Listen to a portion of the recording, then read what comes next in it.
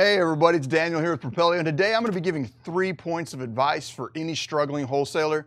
We're going to try and drill in and figure out alternate ways for you to scale that business and for you to come in without really having the systems in place and figuring out ways to scale that business on today's show. Propelio TV is sponsored by Noble Mortgage and Investments, Batch Skip Tracing, Think Multifamily, CreativeCashflow.com, and Lifeiner.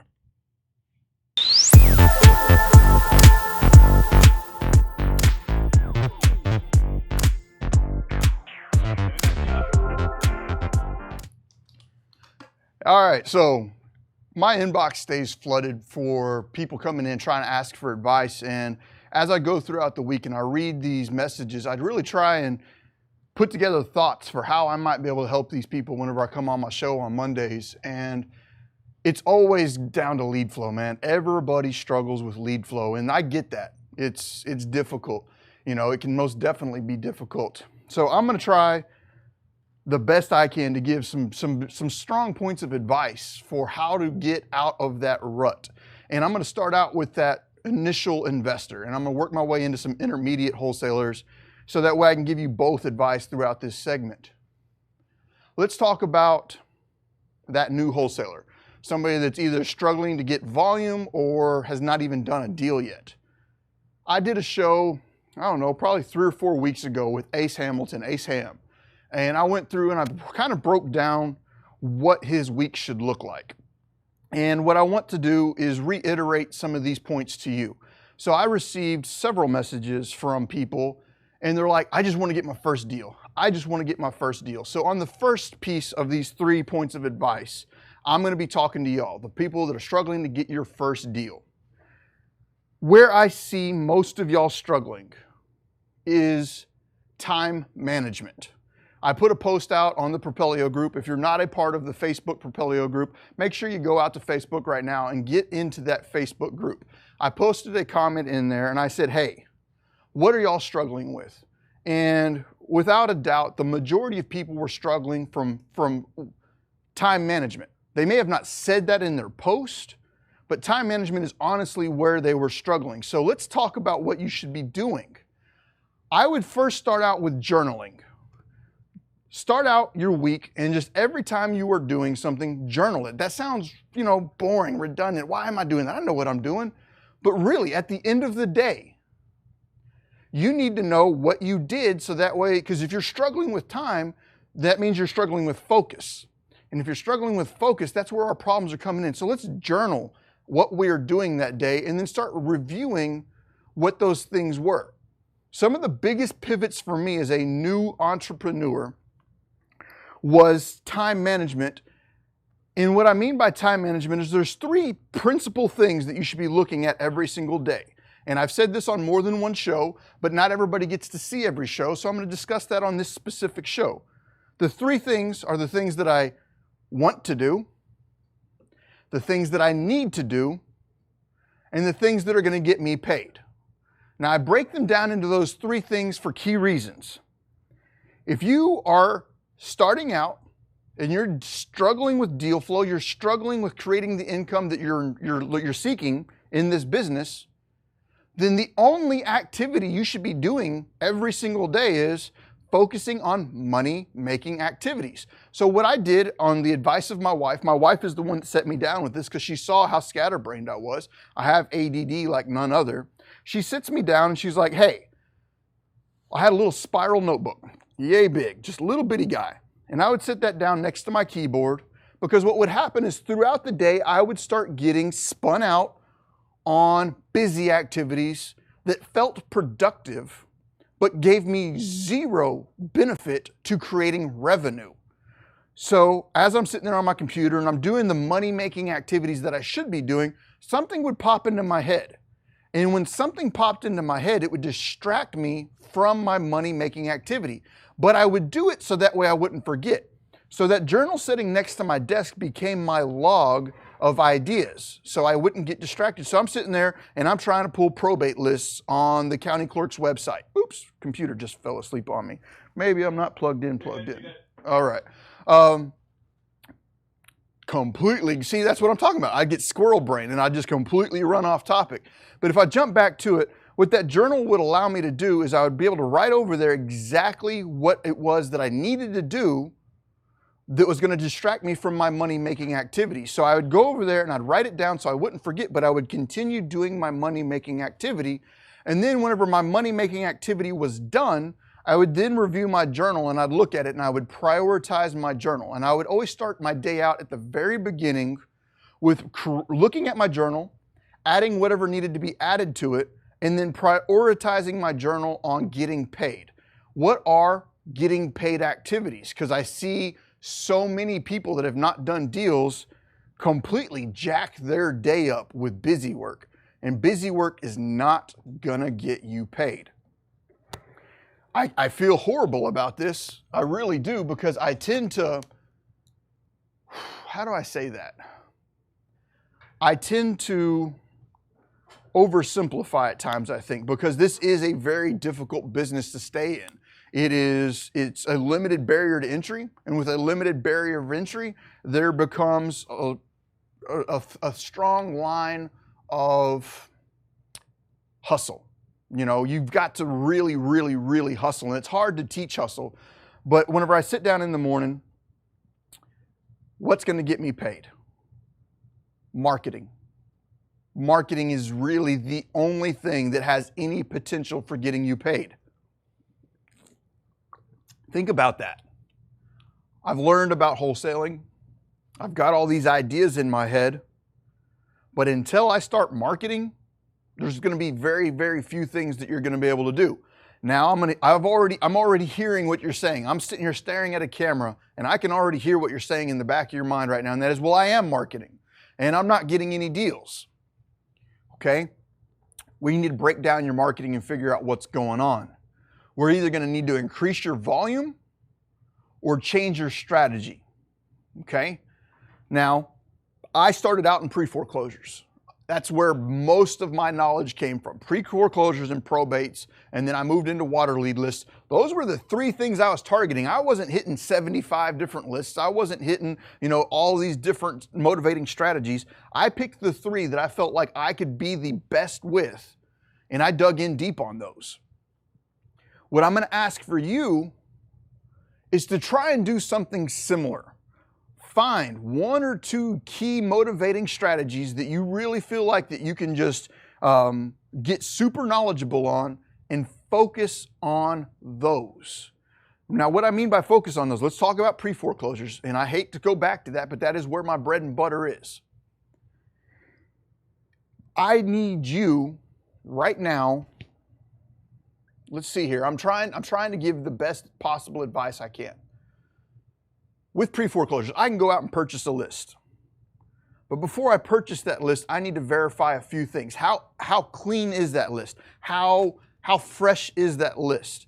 And with pre-foreclosures, if you're going to jump in on those, the best option for you is going to be sitting at the county clerk, sitting at the county courthouse, sitting up there every single day. And maybe you've got a 9-to-5 job that's going to prevent you from doing that. Maybe you've got this, maybe you've got that. Maybe you need to partner with somebody, but you need data. Data up front is going to be your best friend. You're going to need to figure out whatever lead source it is that you feel like you can just dominate on and then become the master of that data. When you go out, you need to start trying to figure out what is the fastest, most complete way of sourcing that data so that way you can market to it immediately.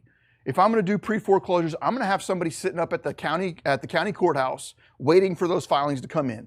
Every single minute a new filing comes in, I grab that, I skip trace it, I cold call it, I text it, and I'm sitting right there at the courthouse all day long. So for those people that are out there that don't have the 9-to-5 and they're trying to get this side hustle going or they're trying to get this full-time hustle going, spend your day at the courthouse. What is the difference between spending your day at the courthouse and spending your day at home? Is if you go to that courthouse and you sit there every day, Monday through Friday, and you grab those leads as they're coming in the door and you start cold calling them, what you're going to find out is that by the time noon hits, you've probably already got a couple of appointments ready to go for you. I don't know what the volume is in your county, what that looks like, but that is money-making activity. That should be priority number one. Now, if you're not doing pre-foreclosures, you're doing some other lead type, your very first thing that you should be doing every day, and I'm trying not to continuously repeat myself, but I need to drill this into your head. Your job is to research data, find the best data possible, and then use that data to market constantly and consistently throughout your entire week. So if you are journaling your week and you're looking at all the things you have done, if you have not done a deal yet, you should have a solid 40 hours applied to data research, and then you need to take that research and turn it into money. And the only way to turn this into money is to start getting in touch with these people. I had a rather extensive conversation with a guy here locally throughout the week, and he's talking about, this is what I'm doing to scale my business, and he keeps pushing back to postcards. Postcards cost 31 cents. At 31 cents, he's sending this marketing out. What I had to stress to him is that postcards, while good, are good, and I'm not going to say that you should never do postcards, but if we are looking at a limited budget of a couple $1,000s a month, and that's even more than most people have, you're only going to get so far with postcards because you can only touch them so many times. So I really had to get to him to pivot out of his mind and say, I need to maximize my marketing efforts by saying, you know what, I'm comfortable with postcards, I understand postcards, I've created a system around postcards, but postcards are not going to scale at the budget that I have. I got him to consider, okay, if it costs 31 cents for a postcard, and I can go out and I can skip trace that exact same lead, and I can skip trace that postcard for, or not that postcard, but that seller, and I can do that, let's say, for 30 cents. If I can do that for 30 cents, it's the exact same price, but now that I have that phone number, I can call them as many times as I want to. And how much does that cost? How much does that cost me? It doesn't really cost me anything. All I have to do is spend the rest of my week on the phone calling, and I can call that person 50 times. How much is it going to cost me to mail that person 50 times? You know, you need to figure out what's going to scale. I see a lot of new people that come in and they try to immediately jump into the direct mail game on a limited budget. They're like, you know what, I'm going to spend $500 this month on direct mail. I'm going to have to hit you with some brutal honesty right now. If you were doing $500 a month in direct mail, you might be able to land several deals a year. But when I mean several deals a year, I'm talking about 2 or 3 deals maybe a year. If you're doing direct mail at $500 a month in budget, you need to pivot that. Direct mail is going to be easy for you because you know what? You still get to feel like you're marketing. You still get to feel like you're a real estate investor because you went out and you went to some lead source.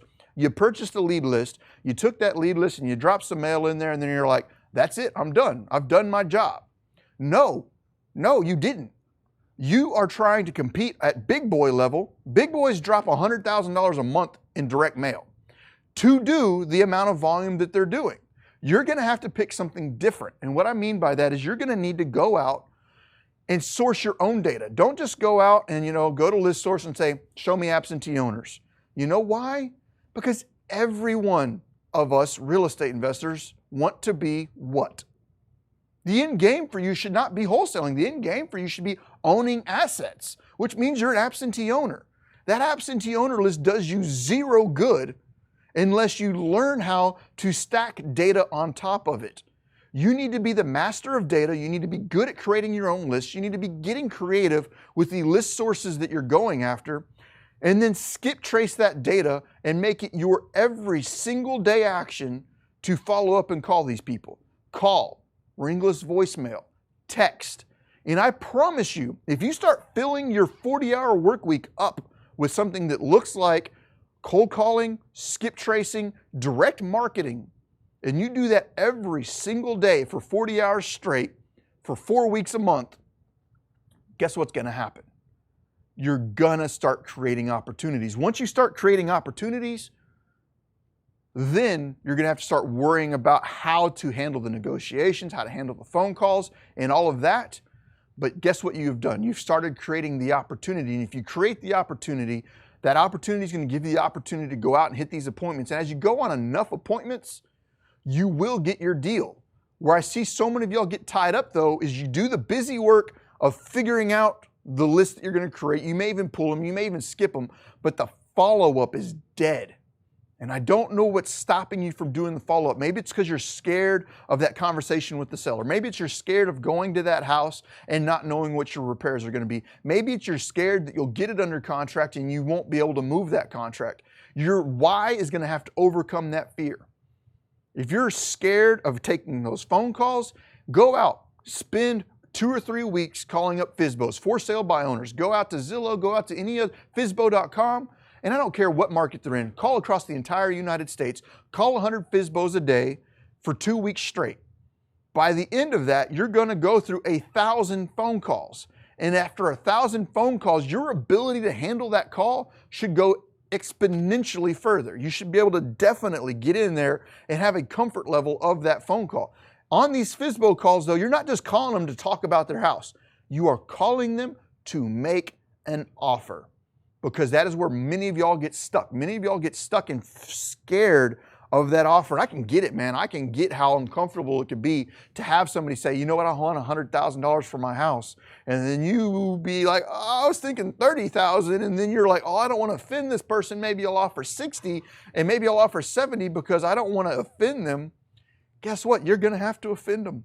You're going to have to get used to saying things that that seller may not like, and you're going to have to learn how to say those things in such a way that that seller is not freaking out. So get the practice under your belt. So maybe that handles problem number one. I'm scared to take the call. Well, if you're not scared to take the call, maybe you're scared of not knowing what your construction budget is. I get it. I get it, man. We have to be kind of jacks of many trades. We've got a lot of things to look at there. Get in touch with several strong local general contractors, and they should be able to tell you something like, hey, I can generally do a cosmetic remodel, which means flooring, wall paint, light kitchen, light bathrooms, a light exterior for, let's say, Texas, $16 to $17 a foot. Maybe that's high, maybe that's low.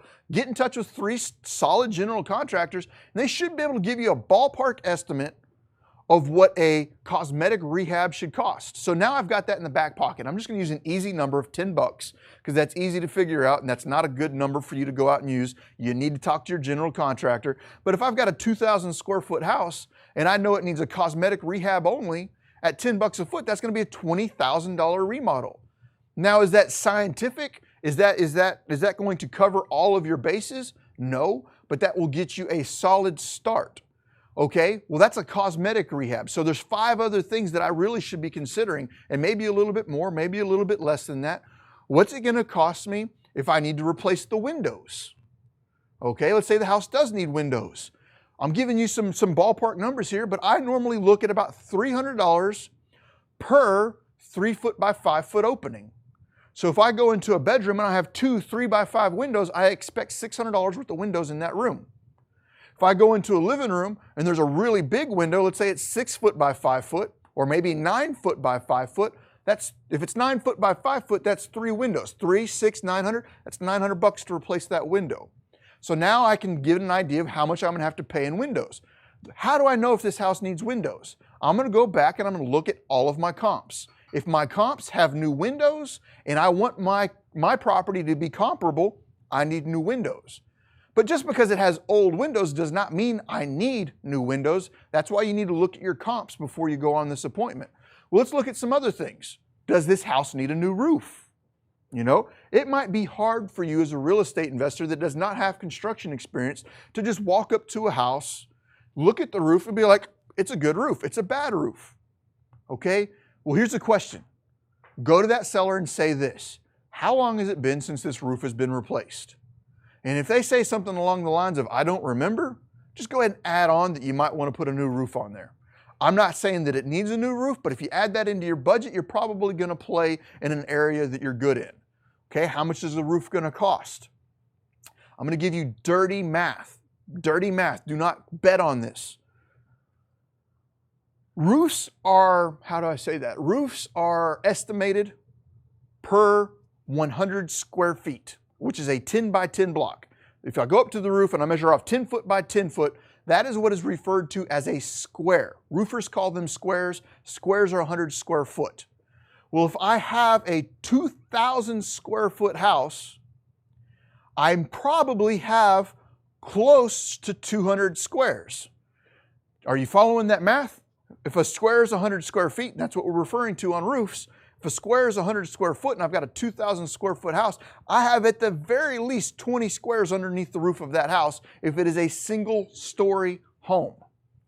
Okay, but you're going to have overages. You have overhangs, you have rises on the roof, you have valleys, you have hips, you have peaks, you have all of these different things. So I always put like a 20% overage on it.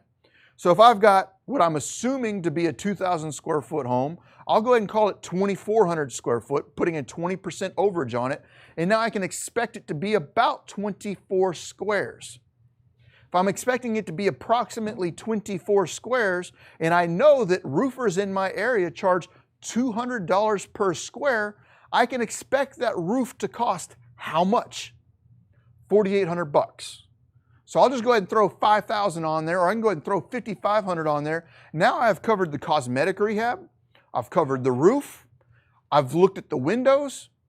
We also need to look at the big five. The big five being the one I just discussed, the roof, the electrical, the plumbing, the foundation, and I'm missing one there. Roof, plumbing, HVAC, HVAC system. Those are your five. I'll repeat them one more time. Roof, foundation, plumbing, electrical, HVAC. Okay, roof, boom, we're good there. Let's take a look at the next one. Electrical. If I'm looking at electrical, there are going to be several things that I need to look at on the electrical side, and I'm going to review those with you right now. Okay, what type of electric panel is in the home? Write these down. Federal Pacific, Zinsco, Z-I-N-S-C-O, Zinsco, something like that. Number 3, and I just blew my head, I don't even care right now, Google it. It's not a very common one, but the one you're going to see a lot of is Federal Pacific and Zinsco. And there's a third one out there that's a bad one, and I can't think of it off the top of my head. If you see that type of electrical panel, go ahead and budget replacing the electric panel. I have contacts that can probably swap that electrical panel out for about $1,500. But I'm going to go ahead and throw a pad on there, and you should as well, of say, let's say $2,500 to replace that electrical panel as is, where is. That does not mean moving it. That does not mean taking it outside. If it's in a location that is suitable, good to go, we'll leave it there. $2,500 to replace that panel. That is if my comps say that I need to.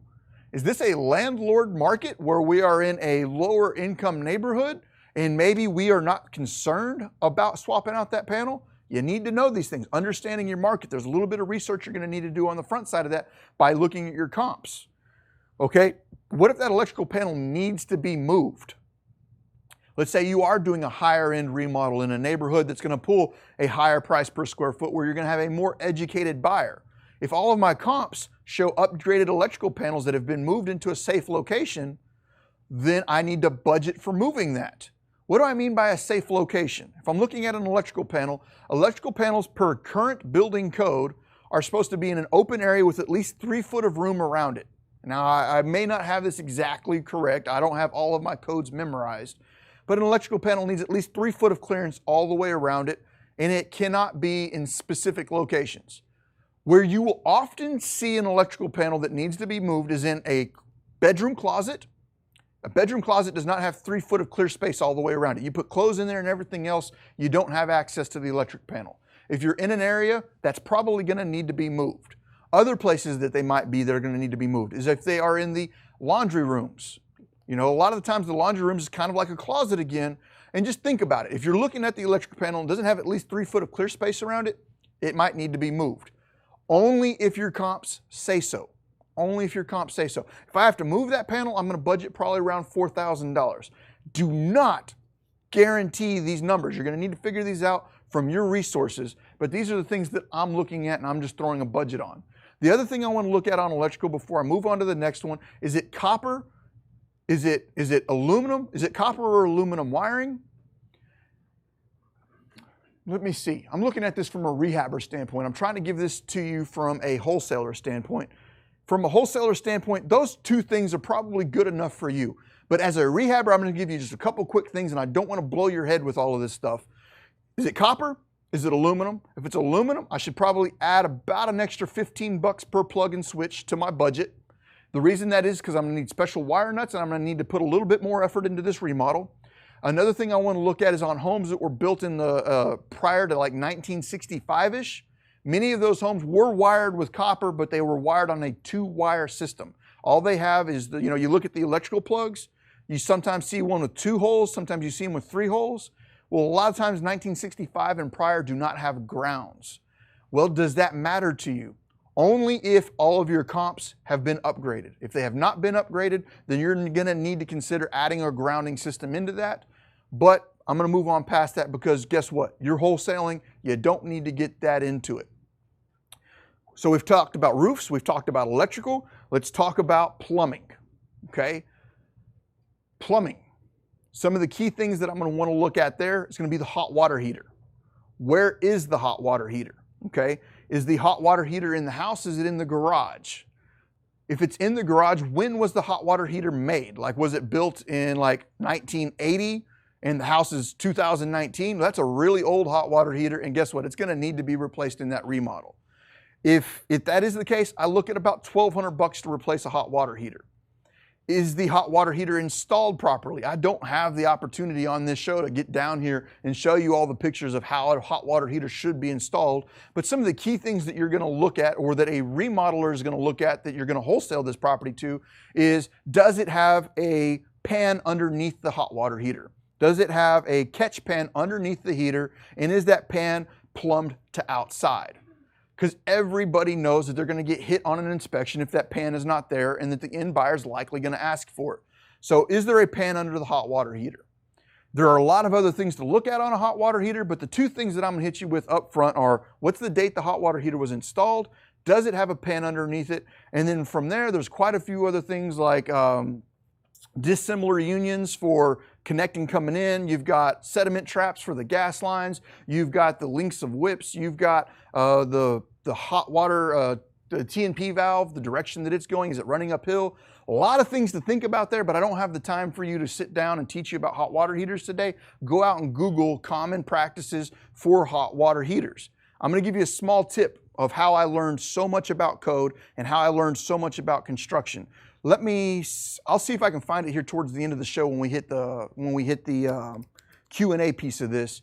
But there is a code cheat sheet book. It's not cheap. It's like $90, but it'll go through your 5 basic building pieces, and it'll give you the highlights of code for each one. If you get that and you study that, your ability to see these things will greatly increase. So beyond plumbing is what type of plumbing is underground. What's the drain waste vent system built out of?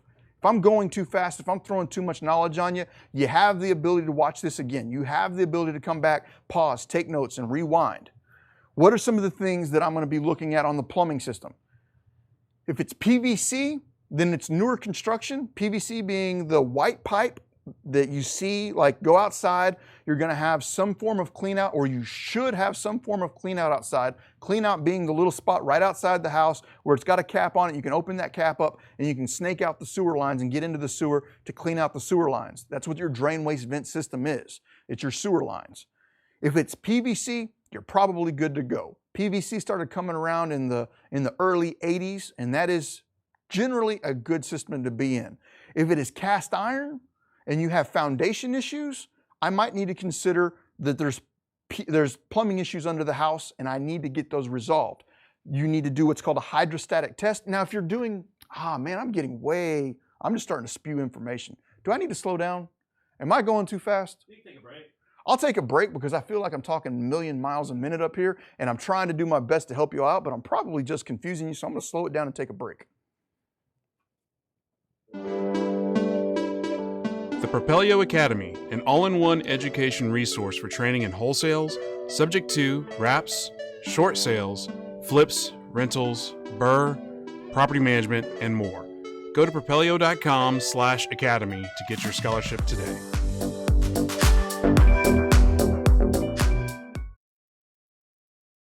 Propelio.com. What does Propelio offer? Lead generating websites, access to true MLS comps, off-market lead lists, and deal alerts. Get them all today at Propelio.com.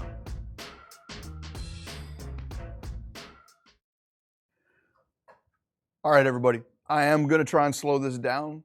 I get super freaked out up here and I start talking real fast, so I am going to slow this down. Part of slowing this down is, hey, Tyler, hey, Zyla, hey, Miranda. That's my wife and my daughters. Love you all. Thank you for watching. Miss you. It was a rough morning this morning. I had to leave, and my kiddo was like, I don't want you to go to work today. And like, man, that just breaks my heart when I have to do that. So rough morning, but love you, Tyler. Love you, Zyla. Love you, Miranda. Let me get back into this. I see that Miranda dropped a link there for Amazon. That is the book that I bought that gave me just exponential knowledge on codes. It's not a difficult read. It's not really difficult. But if you pick up that book that Miranda just put in the comments there on Facebook, I don't know if she put them on YouTube as well. If you read through those comments, or if you read through that book though, everything that I'm talking about right now is going to become apparent to you, and that's going to help you out. So I don't want to spend this entire show trying to get you up to date on codes. I've given you a perfect resource for going out there and learning about codes. But you're gonna, through reading that book, it'll give you the ability to spot things in a house that you might not necessarily know. Like if I rewind back to the electrical section, on the electrical section, we need to talk about service entrance cables. Is the cable underground? Is it overhead? If it's overhead, do you have proper clearances? Do you have the proper service meter base? Do you have all these things? You don't need to know all of that as a wholesaler. All you need to know is basically the key 5 things whenever you're looking at the system, and a general budget to apply to it. And then your remodeler that's going to come in that you're going to assign it to, or your landlord that you're going to turn around and assign it to, each and every one of those people will have a different scope of work that they plan on doing for the house. Some of them will come in and be like, you know what, that electrical panel is bad, but I'm not going to do it. You need to get close enough with a ballpark number, and that's what I'm trying to do. So I'm going to slow down on just spewing this information out to you because I think it's going to overwhelm you. I've given you the base price per square foot for remodeling a house. You know, you're going to need to go out and talk to your general contractor and get a base number for what it's going to be. Is it 10 bucks a foot, 15 bucks a foot, 20 bucks a foot for a cosmetic rehab? Okay. From that same general contractor, I should be able to get an idea of what it's going to cost to do a full remodel on a kitchen, including cabinets. And the way I'll ask that person is, what is it going to cost me per linear foot to replace my cabinets and put granite countertops in? I should be able to get a per foot estimate on that. So like if I go in with the tape measure and I measure off the kitchen cabinets on the ground and I've got 12 foot of cabinets, 12 linear feet of cabinets. Well, if I know that my contractor can replace those cabinets for, let's say, $210 per foot, and that includes $30 worth of granite, $30 per foot granite, well then right there I can really quickly guess as to what it's going to cost to completely remodel that kitchen. Okay, I should also be able to ask my general contractors, give me a base price for doing a complete update on a full bath. That includes a tub with a tile surround, a new plumbing fixture, a new toilet, and a new vanity, and basically a complete remodel on a bathroom. They should be able to give me a number, and that, let's say that number is $3,500 for a full bathroom to do a basic remodel. That's not marble, that's not like exotic tubs and all that stuff, but a basic bathroom, $3,500. All right, now I know what that is. This is giving you the ammo, and this is giving you the research for data up front. So when you do go walk that house, you're no longer worried about, you know, am I going to get my rehab budget right? Is this helping? If this is helping, drop some comments below because I need feedback from y'all as to how I'm presenting this class. My goal here is to provide you with as much information as I possibly can. So I'm going to move on past that. We've gone through roof, electrical, plumbing. If you got cast iron plumbing, if you got clay plumbing underground, if you have foundation issues, you're probably going to need to budget in something for repairing that piping underground. You have no way up front to directly understand and know that, but you can just apply a basic number to it. And let's just say, if I know that I've got cast iron piping and I have foundation issues, I'm just going to go ahead and upfront tell everybody, it's like, hey, it's got cast iron piping and it's got foundation issues. Your repairs are to be determined. There's no way for you to really know up front exactly how much that's going to be, but you can disclose to your end buyer. It's like, hey, cast iron piping, go check it out. Okay. I'll go past that and look at the HVAC system. One of the things that'll be good for you to have is, if you walk into a house and it's the middle of summer and it's cold in the house, your air conditioner's probably working. but you're in the middle of winter and you're trying to wholesale a house, the last thing that your end buyer wants to figure out, and they should be doing their own due diligence as well, but the last thing they want to find out is that, they fire up the air conditioning system and it doesn't work. So part of doing it is have a little infrared thermometer. Just go Google it, man. It's an infrared thermometer. They cost like $30, and you can just point it at a register, turn the air conditioning system on, and you should be able to get about a 15 to 20 degree drop in your supply air temperature. The air coming out of the grill should be about 15 to 20 degrees colder than the room itself. If that's the case, you're probably okay there, unless you are looking at your comps and they all have upgraded HVAC systems. If you do need to put a full new system in, about $3,500 to $5,000. Let's just call it $5,000, you're good there, all right? So if it needs a new air conditioning system inside and out, $3,500 to $5,000 should be a reasonable range for you to be able to get that done. All right, HVAC system, simple to look at. So I covered roof, I covered the one I'm missing is foundation. All right, what if the foundation is messed up? That's gonna take some time to really nail. But if I'm looking at just one little corner of the house that's showing to fall off, I'll just throw, when I say showing to fall off, showing signs of movement, just one little piece of the house, I'll throw about $3,000 on it. If it's a little bit more than the corner, I'll throw about $6,000 on it. If it's more than that, I'll get an estimate up front. Because if the whole house is moving, there are more than enough times where I've talked to my foundation company and they'll come in and they're like, bulldoze the house. There's nothing we can do to really repair that. And the last thing you want to do is get stuck with a house that's like, you're not going to be able to repair it. Okay? Did that help? Did that help? I hope it did. I really hope it did. Okay, so we've talked about being scared of talking to the people. We call 100 FSBOs. We've talked about not knowing the rehab budget, and I've given you some basic ideas of how to get that rehab budget figured out. I don't know what else I can really do for you on that side. Man, I'm lost. I'm just up here spewing. I'm going to recap real quick, and I'm going to move on to the next topic. If you're a new person and you haven't done a deal yet, what is your job? Your job is going to be journal your activities. Go ahead and write them all down, all the things that you're wanting to do. Prioritize them by what makes you money. And what makes you money is marketing and lead follow-up. Everything beyond that is going to be what's called need to do. Need to do are the things that you have to do or you're in trouble. You have to file your taxes. There is no choice in that. You're going to need to do that. But that gets prioritized under making money. Because if you file your taxes but you didn't make money, you can't even pay your taxes. You got to make money, then you do your need to do. So during the day, you start your day out at 8 o'clock in the morning or whatever time you start. Always do your money-making activity, and guess what? Your day does not end until all of your money-making activity is done and all of your need-to-dos are completed. Now, if you get your money-making activities knocked out of the way, you get your need-to-do activities knocked out of the way, then you have the benefit of getting some of your want-to-dos knocked out. Some of your want-to-dos might be cleaning up my filing system, cleaning up my desk, going through and creating systems. All of those things are want-to-dos, but they're not need-to-dos. So you might be like, oh, I'm doing a great job. I've done all this work today. I worked 14 hours today.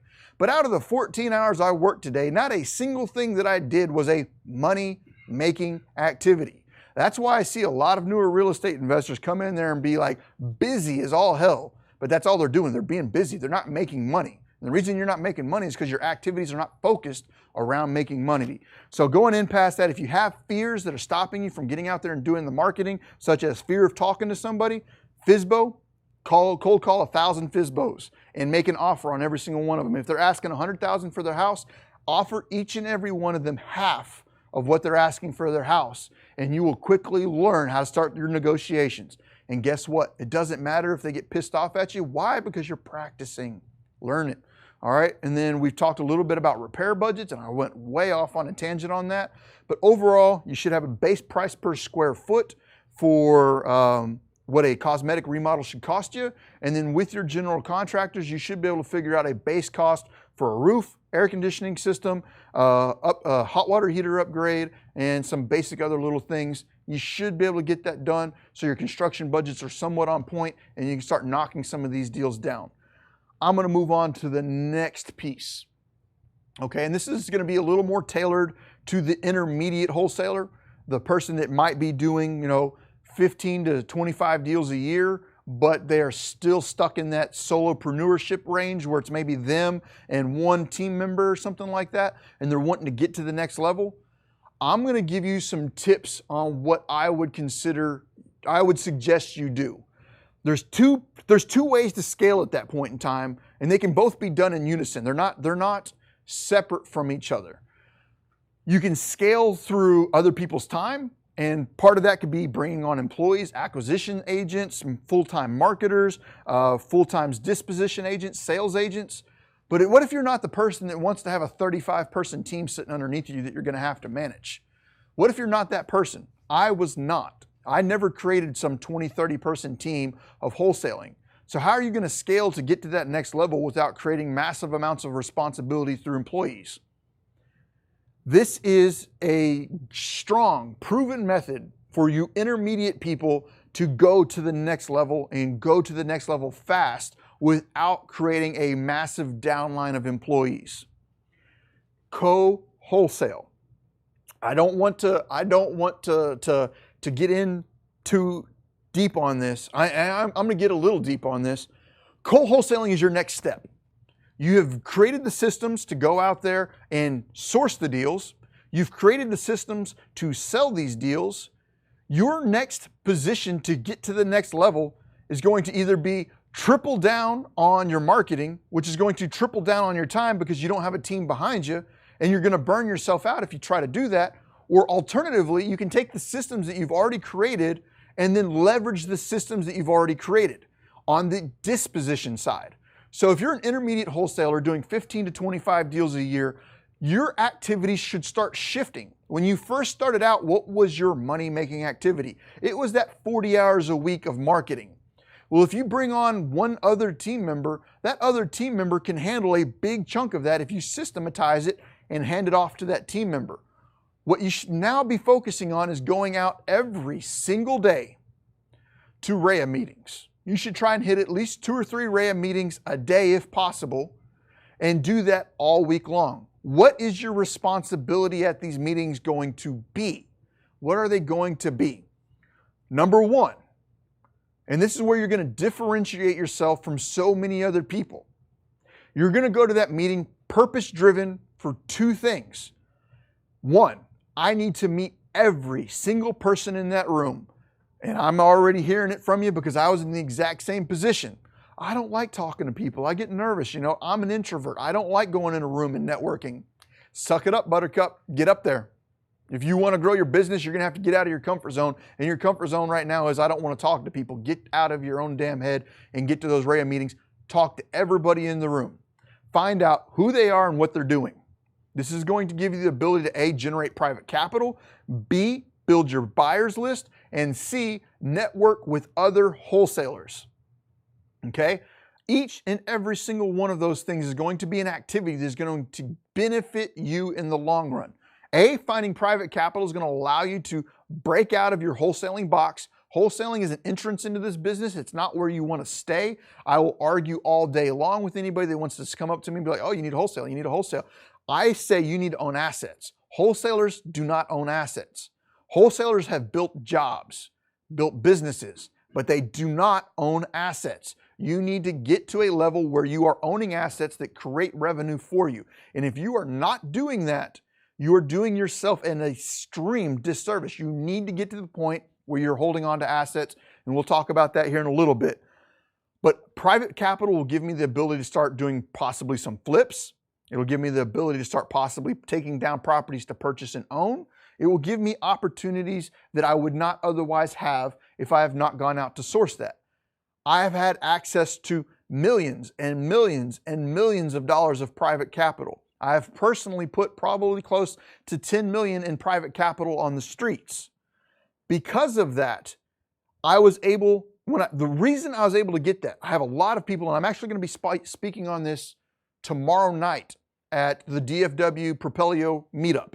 That Propelio meetup, we have people flying in from all over the country because our meetup is probably the best. I cannot say for a fact, but it is probably the best in the United States. We have a massive REHAB. It is 600 people, showing up to this thing, coming in from all over. Tomorrow's subject specifically is going to be about raising capital. The people on this panel have raised billions of dollars in private capital. Let me give you feedback on how I was able to raise that capital. Going to REHABs and talking about my business. And guess what happens? Somebody's like, hey, can I take you out to Starbucks or something? Because I've got some money sitting around and I'd be interested in seeing how we might be able to work together. Boom, I just got a private capital partner. It's not that hard. There's no holy grail of like follow these 97 steps and you'll get private capital. All you need to do is start showing up to the REHAB and talk about your business. And the people will be there. They're like, okay, you've done 14 deals this month. Maybe I should talk to you. You sound like somebody that knows what they're doing. And then before long, you've got access to capital.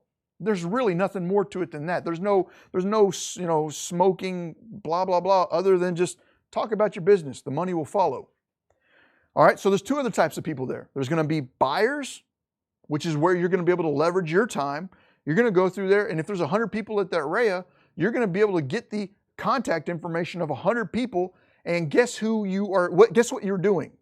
You are building a solid buyers list. If I show up to, let's say just at bare minimum, 7 REHABs a week, and on average, let's just say there's 25 people at each one of those. You're gonna have overlaps, but you're gonna say 25 new people at each one.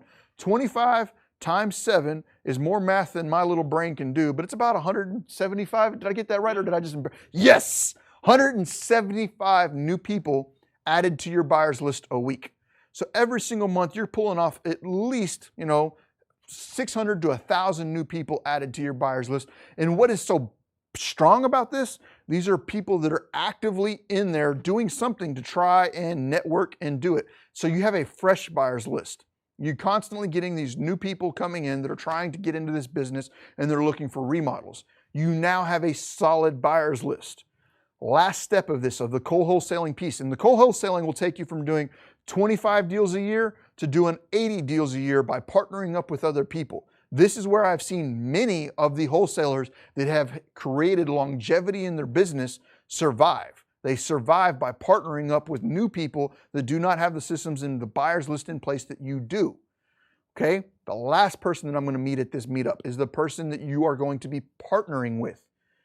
How many new wholesalers are nervous about their ability to offload a contract? How many new wholesalers are nervous about talking to homeowners? How many new wholesalers are nervous about getting the right offer? Almost every single one of them. So I'm talking to both you, the intermediate wholesaler, as well as you, the newbie wholesaler. You need to learn to start doing partnerships. These partnerships are going to give you the ability for the new wholesaler to learn and the intermediate wholesaler to leverage their systems and processes to create a win-win for both parties. You, the intermediate wholesaler, need to be going to all of these REHABs and finding these new people entering into the space and say, hey, you're a new wholesaler. I am an advanced wholesaler. Let me work with you to help you out in this business. If you come across a lead and you are struggling to figure out what to offer, if you are struggling to figure out how to talk to the seller, if you're struggling to figure out what the repair costs will be, gladly give me a call. I will work with you on that. And all that I ask in return is that you give me first shot at helping you sell this property, and we can split this deal up however we feel that it is fair to both parties. Let's do a 50-50 split. If you're able to bring this lead to the table, we both take it down and I'm able to get it assigned for you. How about we split the profit 50-50? How about we do this? How about we do that? There's nothing set in stone with what that partnership needs to look like. But if you are an intermediate wholesaler and you start connecting with all of these new wholesalers, you both get benefits from it. But guess what's going to happen? You're going to go from an intermediate wholesaler doing 15 to 20, 25 deals a year to immediately, quickly scaling up through other people's time without creating an employee base underneath yourself of going to 70, 80, 100 deals a year, of which you only had to pull down 20 of them yourself. All the rest of them are coming through 15 other partnerships that you've created by attending these REHAB meetings. Does that make sense? I have just showed the intermediate person how to take their business up to the next level without directly increasing their monthly marketing expense and without creating a massive downline of employees to keep responsibility of. Think about that. And I know a lot of y'all out there, because I talk to you every single week. I get messages flooding my inbox of like, man, this hustle is crazy. I'm doing, 4 or 5 deals a month. But man, I have zero life. I'm working 18-hour days. I'm working 7 days a week. I'm making good money, but the good money doesn't mean a damn thing because I have no time to do anything with it. That's not the life that you wanted. Why did you get into this business? You didn't get into this business because you wanted to work 100 hours a week. You got into this business because you wanted a lifestyle, and what you did is you've created not only a job, you've created 2 jobs because you're working 100-hour weeks. Allow yourself to pull back and understand that your power now is the knowledge that you have earned. And that knowledge that you have earned does not need to come with a scarcity mindset. The scarcity mindset is, I can't work with somebody else. I can't help somebody else. I can't do this. You have made it in a far more ways than most ever will. If you have achieved that, you have achieved something more than most ever will. Allow yourself to help others grow. Take what you have learned, go to these REHABs, and help build up these new people entering into the business. They're not your competition. They are your partnerships. I will openly admit, whenever I first got started, John Susi at Wholesale, wow, I can't even remember the name of his company right now. I'm embarrassed. I'm absolutely embarrassed. Wholesale Complete or something. I can't remember. Either way around. John Susi kept me alive my first year. I would go out there, I'd market. I was really good at the marketing piece. I was really good at the contracting piece. I struggled on the disposition. I struggled on the buyer's part of it. He had a solid buyer's list. He had solid systems in place for disposing of contracts. I would go out there and secure 25, 30 contracts in a year, and I'd just go over to John and be like, boom, here's this. Take this contract, sell it. This is what I want for it. Anything over that, we can split it up. You can take this, you can do that. John Susi kept me alive. So as a new wholesaler, go out and seek these intermediate to advanced people that are moving contracts, have discussions with them, and find out how, A, they can help sharpen your game. Now, some of these people may have zero desire to work with you because guess what intermediate and advanced wholesalers get very often? Tire kickers. Tire kickers waste our times. We, and I say we, I'm using a blanket term, do not have time to waste. You need to be bringing value to this relationship. So, go out with some level of value that you can bring to the table as a new wholesaler and speak to these intermediate people and say, you know what, I'm doing several $1,000s a month in marketing. I'm doing a lot of cold calling. I'm doing a lot of this. I'm getting leads. I'm getting opportunities, but I don't know how to take them down. Would you be willing to work with me if I'm getting these leads and generating? If I can toss these leads off to you, will you help build me up and create a long-term partnership? There are going to be people out there that will gladly take those leads with you, but they won't build you up. That is not who you're looking for, new wholesaler. You are looking for that intermediate to advanced wholesaler that has the abundance mindset of, if I help build you up and you succeed, then we have a lifelong partnership. But if all I do is use your resources to make myself better, that is not a lifelong partnership. That is a one-sided partnership that is not good for either party. Learn to find somebody that helps both of you grow. Co-wholesaling is for that intermediate person that wants to get to the next level and doesn't want to build a 30-man team of employees to manage and grow with. That is the second piece of advice I have for you. We're going to go to another break. I'm going to come back and hit a third piece of advice that I have for you, and I'll break it off for some questions and answers. The Propelio Academy, an all-in-one education resource for training in wholesales, subject to REHABs, short sales, flips, rentals, BRE, property management, and more. Go to propelio.com/academy to get your scholarship today.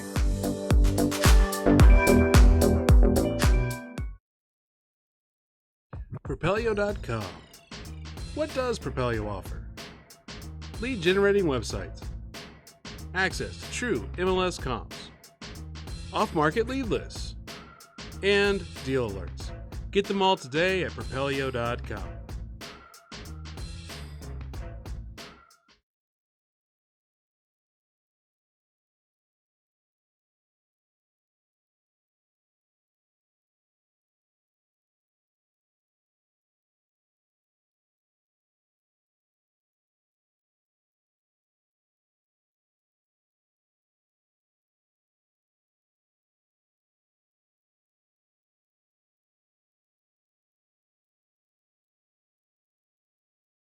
All right, everybody, we're back from that break.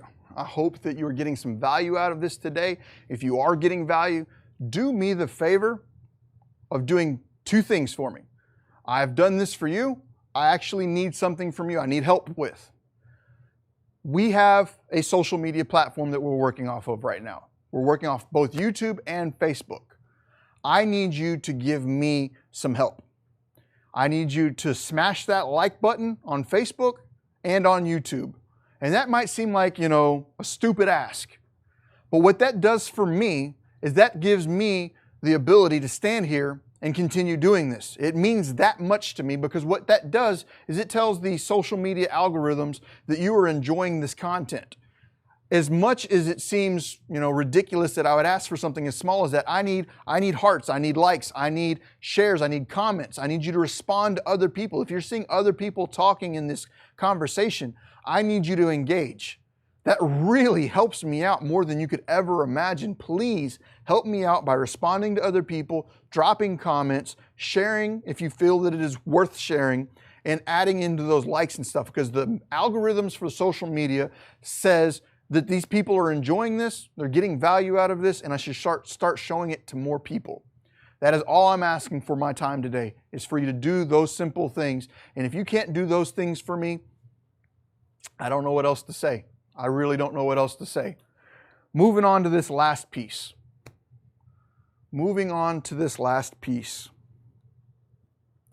Three pieces of advice that I'd give to any struggling wholesaler is, last but not least, you're not a wholesaler. I need to drill that into your head over and over and over again. Your goal in this business should not be, in my opinion, to be the best wholesaler in the world. Wholesaling is an entrance into this business. I do not believe it is where you need to stay. If you want longevity, if you want wealth, if you want to grow at a pace unlike any other, you need to do this key thing. You need to start adding a zero to every deal you do. I did not personally understand the value in that advice until I'd been in this business for close to 7 years. I cannot stress to you, and you might be sitting here listening to me, oh, that's easy to say, just add another zero to your deal. Well, if you start your journey with that in mind, your journey will escalate at a pace unlike any other. The person that taught me that concept was Will Crozier. Will Crozier has been a mentor of mine now for longer than he would probably ever know. He has been a private investor of mine. He's been a capital partner of mine. He has done more for me than I could have ever imagined. And the biggest piece of advice he ever gave me starting out was add a zero to your deal. And I did not listen until it finally hit me hard enough. I'm going to give you just some real basic understandings of this. 2015-ish, I knocked out 60 to 70 deals. Good year for a solopreneur. It was me and one other person. I wasn't running on a big team. But it was a solid, stressful year. To handle that kind of volume with that limited team, it took a lot of effort. But guess what? Even with that much volume, I made more than the average person by far. But for the amount of work I was putting in, it wasn't that great of a year when you really break it down to look at it. It was like, yeah, you had a solid 6-figure year. You made it well into more than I'd ever made in my life. But you know what? The year itself wasn't all that great because I was working around the clock and life was not good. Had I listened to that advice up front and I started focusing on adding a zero to my deal, I would have been a little pickier about what I was doing. All I was looking for at that time was transactional volume. Transactional volume meaning I want to do 100 deals. I want to do 150 deals. I want to do 200 deals.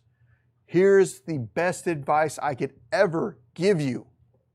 Deal volume does not mean shit at all. Deal volume means nothing. You can do 2,000 deals in a year and still make 50 grand. You could do 2 deals in a year and make 5 million. Now, I probably just took a lot of y'all, and the second I said 5 million, your brain shut off and was like, nope, Boom. This is where I need to shift your mindset, and I want to do this as early on as possible. So I'm speaking to you, the new wholesaler, the intermediate wholesaler, the advanced wholesaler, is you need to figure out how to start adding a zero to your year, to your deal, to everything you do. How are you going to add a zero to a deal? Well, if I just pulled off $10,000 on a wholesale, the next thing I should start be focusing on is how am I going to make 100 grand? So if I start looking less at transactional volume and I start looking at net proceeds for the year, if at the end of the year I want to make $500,000, let's say year one in my wholesaling business, I made 75 grand. That's about what my first year looked like. I made about $70,000 my very first year wholesaling. Not really a great year. That really puts me right smack dab in the middle of average. Well, what happens if I look at the next year and I say, you know what, I want to add a zero to my next year. I want to do 700,000 this year. Design your year to make 700,000. Well, am I going to do that with wholesaling? Likely not. Wholesaling is going to be your seed capital for growth. Wholesaling is going to be that money that gets you the ability to scale, diversify, and create business. Okay, so 2015, 60 to 70 deals, decent year. The year after that, I only did like 20, and I made close to 3 times as much money. How do I cut my deal volume by a third, 2/3, but almost triple my money?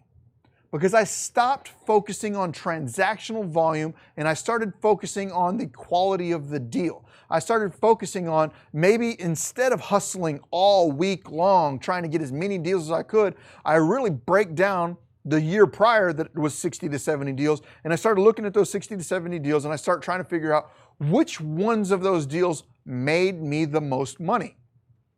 Of the ones that made me the most money, how did I get them?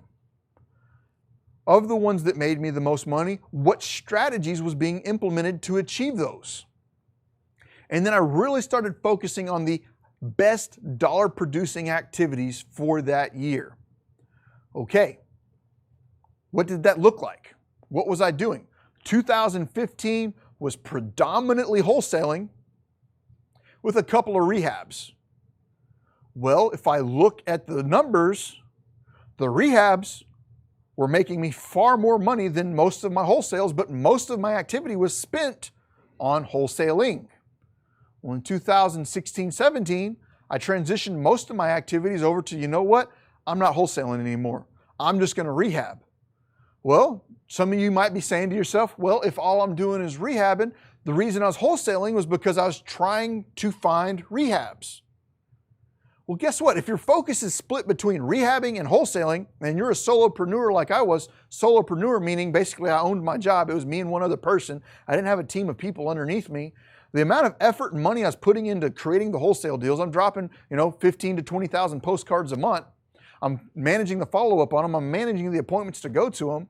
If I'm doing all of that and the cost of that, couldn't I just say, you know what, I'm not going to wholesale anymore, I'm just going to focus on rehabs and then do what? I buy from wholesalers.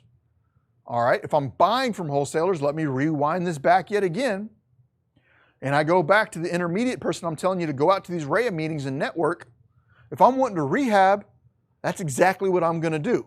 I'm going to go to all these REHAs. I'm going to meet as many people as I can to secure private capital partners to fund my rehabs, gap lenders, second lien positions, first lien positions. Find as many capital partners as I possibly can. If you want to learn more about that, follow the REHA tomorrow. It's free. We've got an open bar. We got free food. We got an amazing panel of people that have raised billions of dollars in capital. We're going to talk about how to find capital, how to structure capital. We're going to talk about some of the terms that we might be able to look at. So if you are anywhere close to DFW or you're feeling like catching a last-minute flight, please do so. It'll be well worth your time. But I'm going to start going to these REHAB meetings, finding wholesalers, and I'm going to network with them, and I am going to start buying rehabs. When I shut down wholesaling and I started doing strictly rehabs, I did like 20-ish that year.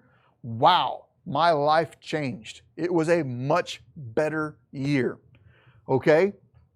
So let's say I do go from that $70,000 to that $700,000 mark. Do we stop there? No. What are we going to do? What must you do? I must add a zero to that. Now I need to figure out how I'm going to make $7 million. Am I going to make $7 million in a year rehabbing houses? Likely not. Is it possible? I'm not going to argue with you. Yeah, it is. But it comes at its own costs. Its own costs being transactional volume, employees, management, and everything else. And if that is not in your path for design, I get it. I strongly recommend anybody watching right now, beginner, intermediate, advanced, anything in between, you need a plan for your life. You need an idea of what you're going to do. I strongly recommend you go out and read the book Life in Air, written by Stephen Cook. This is not about money. Believe it or not, you could probably be extremely happy making $70,000 to $100,000 a year if you design your life around happiness. Design your life first and then build the business that funds that happiness. You really don't need a whole lot of money to create happiness. You know, once you hit a certain threshold, do you think somebody that's got $1 million in the bank is any less happy than the person with 10 million in the bank? It really depends upon how they design their life. And if you design the right life, your life can be phenomenal. But how do I go from $700,000 a year to $7 million in a year? It's not that hard. And you're probably all yelling at me right now. It's like, oh, it's not that hard. Yeah, bullshit. It's not. It's no different than making $70,000 a year. It's no different than making $700,000 a year. All the difference between $70,000 a year and $7 million a year is one thing: where you focus your time. Where you focus your time is going to relate to the income that you're producing. If I secure a $70,000 a year mindset and I don't push that mindset beyond that, that is still 40 hours a week. 40 hours a week could still be $700,000 a year. Why? Because I've trained my mindset to be a $700,000 a year mindset. What's the difference between that $700,000 mindset and the $7 million mindset? It's all about where you are focusing your time. So we're going to look at less transactional volume, because to flip $7 million worth of profits on rehabs, you're going to be doing a lot of volume. Volume comes at risk. Volume comes at litigation. Volume comes at employees. Volume comes at a lot of things. So how do I get $7 million? You bump into commercial. Okay, I just pushed you outside of your comfort zone. Every time I push you to the next level, your comfort is going to be zero. And some of y'all are going to refuse to get to that next level because you're comfortable at that $700,000 level, and you get to that $700,000 level and you stop. And you stop because you like where you're at. Well, guess what your life could look like? If you're doing $700,000 a year in rehabs, you've still probably got a fairly busy life. Remember what this is all for. This is all for what? Creating a life. I'm not here to create an income. I'm here to create a life. And that is one of the things that Steve Cook over at Life in Air taught me, is this has nothing to do with how much money you make. It's how much experience you get to have in life. There's no point in making $7 million in a year if you have zero life attached to it. Your friends, your family, your social is what matters in this world. You don't want to go to your grave and regret spending all of your time working. Okay? So $7 million a year could literally be one commercial transaction. $7 million in a year could be simply 2 or 3 commercial deals. So instead of chasing transactional volume, learn to push your mindset outside of your comfort zone. And this is the conversation I have with almost every intermediate to advanced wholesaler I meet is, man, you are doing yourself a disservice by trying to maximize that business. And I hate saying it that way because it can be done. But if you just take into consideration adding a zero to that deal, reducing your transactional risk, going out, knocking out 1 or 2 deals a year, you will see your net worth escalate to a point you will never, ever imagine. Wholesaling is great, but wholesaling is a job regardless if you outsource it or not. You get into owning assets, assets that are large enough to employ their own people. commercial assets that can bring in property managers, commercial assets that push off enough cash flow to maintain themselves, you will enter into what we're going to call freedom. Wholesaling will rarely afford you freedom. You need to design a life around freedom. And if you do not do that, you will not achieve what everybody's entering into this business for.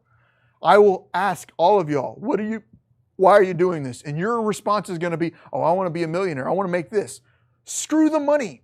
Money does not mean a damn thing. And I know that sounds hard. The only thing that matters is how happy you are with life. And if you sit down up front and you build the life that you want on paper, build the business around your life, and you will experience a life unlike any other. And that is one of the biggest things that I learned from Stephen Cook over at Life and Air, one of the sponsors to this show. And this is not me just spitting it off because he's a sponsor of the show. This is me saying it because I believe in it. So I'm going to open up the last piece of this to questions. I hope that I brought some value to you here today, and I look forward to seeing what some of your responses have been during this short show. Miranda, okay, let's go to the next one. Brandon says, go to a public library and do your work. Less chance for you to be distraction. I actually love that recommendation. If you are working out of your home, you're opening yourself up to the opportunity to be distracted by your refrigerator, by your dog, by your friends, your phone. Everything that you have is at your house, and it's so much easier for you to get distracted. If you go to the library, great tip, Brandon. Love it. I got another one here from Ray Daly. Daniel, what is the first thing you say to these people? Many of them is saying not interested before you can get a word in. That was in the courthouse. That was at the courthouse or talking to the sellers? Yeah. Talking to the sellers saying not interested. Volume. You really, if these people are not interested, while you have the ability to potentially persuade them, they're not motivated. That's why I'm saying you need to start hitting solid lists and building data around that and hitting volume. As you start hitting volume, you're going to be able to collect metrics. And metrics are going to tell you exactly what you need to be doing to build your business.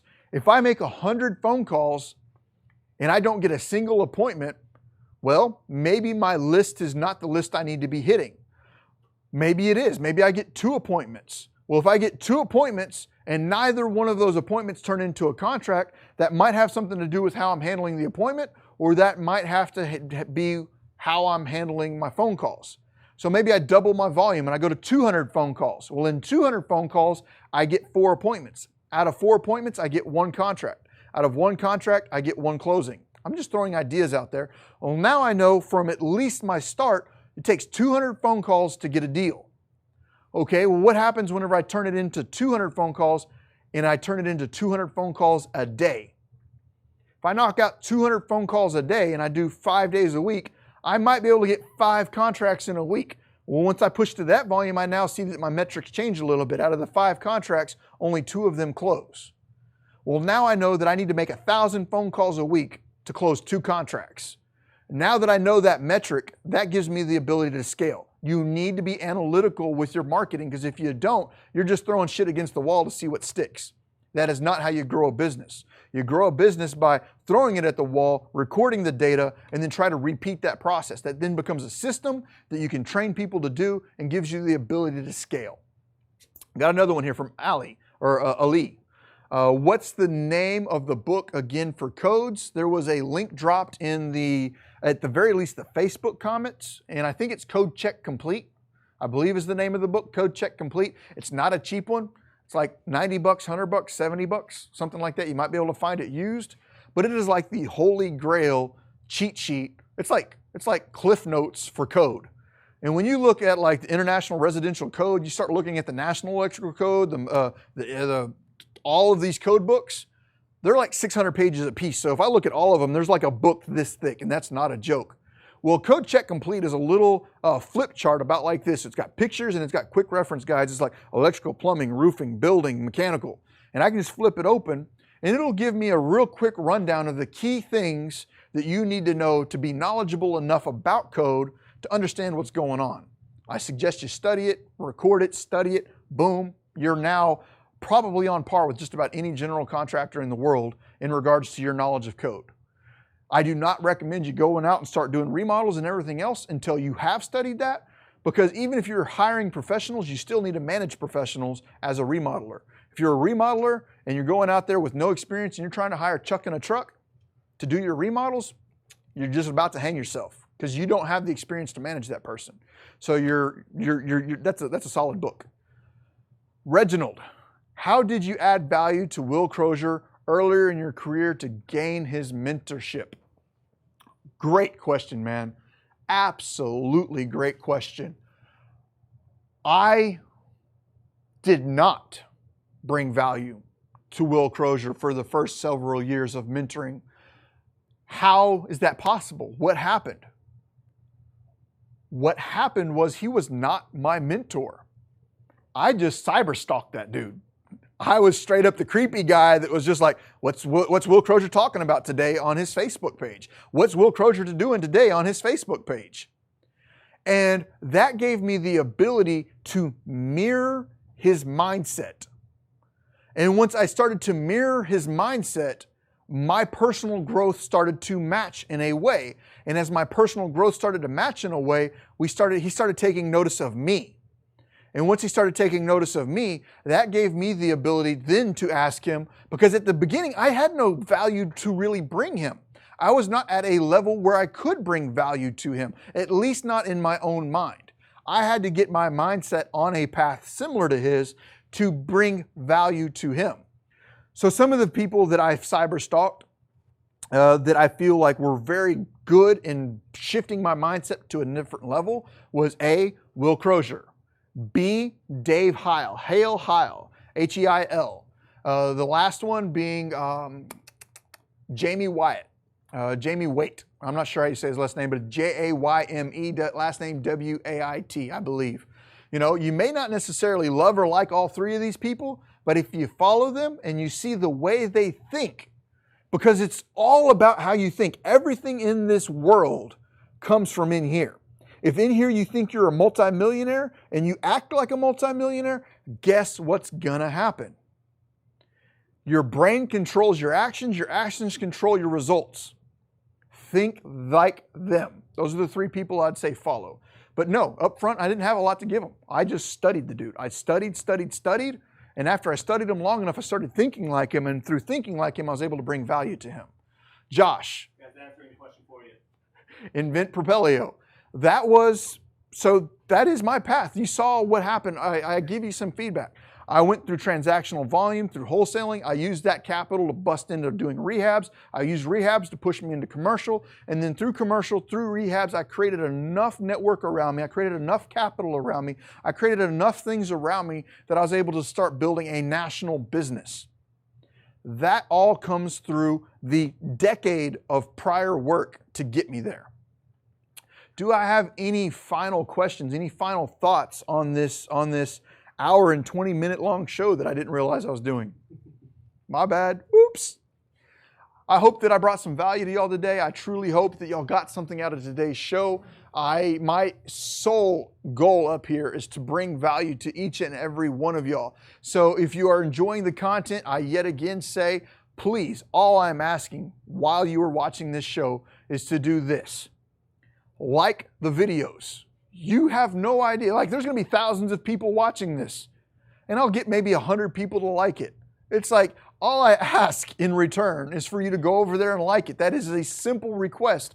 Yet so many of y'all have a scarcity mindset of whatever that I cannot even get you to reciprocate the value by giving me a thumbs up. So for every one of y'all that did do that, massive thank you, thank you, thank you, thank you. Go out there, drop comments in the forums, even if it's so much as saying, hey, I'm listening in from New Mexico. Hey, this is Daniel from Rhode Island. Just talk to us, man. Tell us a little bit about that. That helps us out with our social media algorithms, and that is the help that I need from you. If I brought you value today, bring value to me by dropping comments, respond to other people. Hey, what's up? Nice seeing you here. That creates the interaction that we need on these social media platforms to help us scale and grow. If you can provide that to me, that's all I ask. For everybody else that's watching today, enjoy. I hope you enjoyed today's show. I'm going to go ahead and call out on this and say, love you, Zyla, Tyler, and Miranda. Y'all have all been my rock, my stone, my foundation for everything I do, and I look forward to adding another 0 this year. Propelio TV is sponsored by Noble Mortgage and Investments, Batch Skip Tracing, Think Multifamily, CreativeCashflow.com, and Life in Air. Hey everybody, I'm Ryan with Propelio. If you like what you saw, please subscribe. Turn on those notifications and stick around for more. We have tons of content like this all over our channel. So if you want to learn more about real estate investing, stick around, watch Propelio TV, and we'll see you later.